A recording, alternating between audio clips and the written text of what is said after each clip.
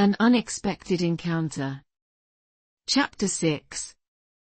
After Mr. Jarvie's house, I directed my steps to the college grounds. While I was walking, my attention was attracted by 3 men who appeared at the end of the garden. I looked again and recognized Rashleigh with Mr. Morris and Mr. McVitie. I did not want to be seen. So I hid behind some trees and came out only when the men separated. I followed Rashleigh and took his arm to stop him.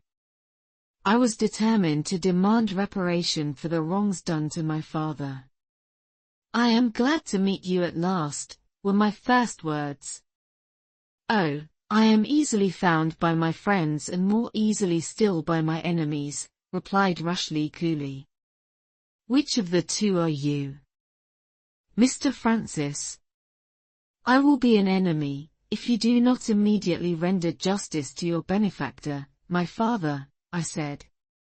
"Why should I justify my actions to a young gentleman who has no inclination for business matters?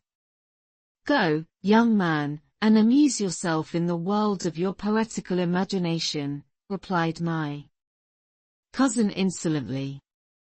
"This is no answer for the wrongs done to my father. You must come with me to the magistrate and give me full satisfaction," I exclaimed, angrily. "You insulted me once before, remember," hissed Rashleigh. "Your insolence merits personal punishment. Now, follow me to a place where we cannot be interrupted." I followed him, watching him attentively because I knew that he was treacherous. In fact, I had no time to take off my cloak and take out my sword before he was on me. He attacked me without warning.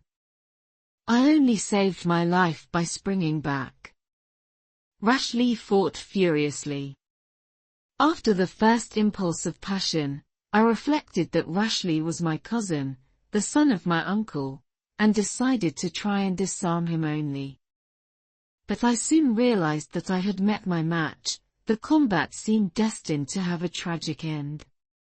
I slipped, Rashleigh's sword passed through my waistcoat, grazed my ribs and ran through my coat behind. I thought that I was fatally wounded and assaulted my opponent, ready now to kill him. At that moment a man stepped between us and separated us, exclaiming, "What? The sons of 2 brothers doing this? I will break your heads if you continue." I looked up in surprise. The speaker was Mr. Campbell. "Are you hurt, lad?" he asked me. Then, turning to Rashleigh, "Do you think men will trust their lives and fortunes to one who goes around quarreling like a drunk man?"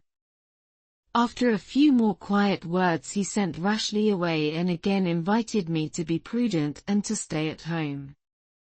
Then he disappeared and left me to reflect upon the singular events of the morning.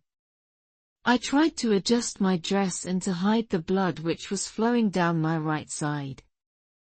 On the way to Mr. Jarvie's house I stopped at a little shop, an apothecary's, where a lively, elderly man treated my wound and laughed at the excuse which I gave him for it.